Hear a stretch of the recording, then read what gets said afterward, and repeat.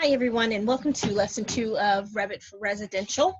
In our last video, we put in level lines in our elevation so that we can go through and have constraints for our model that we're going to be putting in.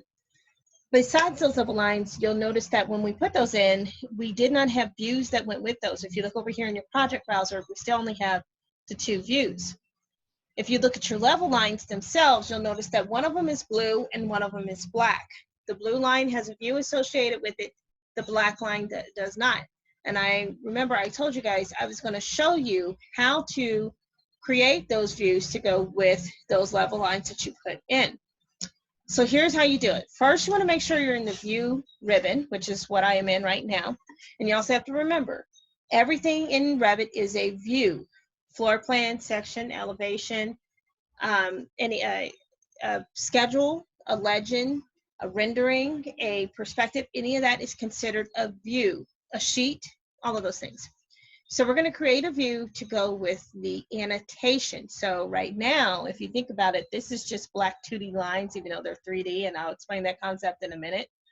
And it doesn't become a 3D item until we attach the view to it. So I'm going to go up to plan views, and I'm going to click on floor plan. You'll notice you have all these options here, but we're doing a floor plan.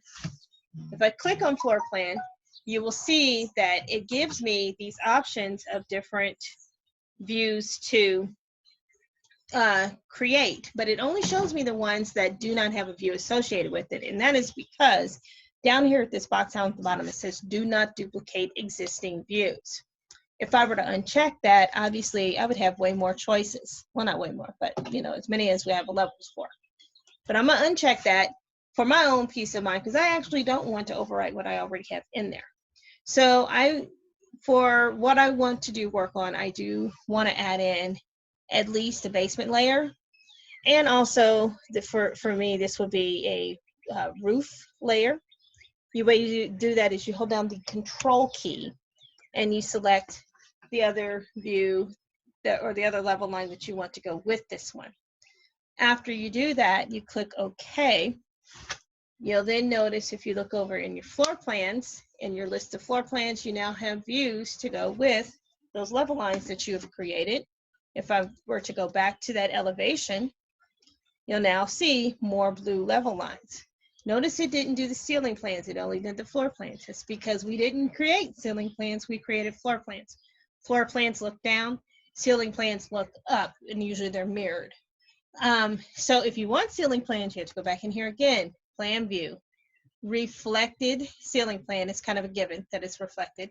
Reflected ceiling plan.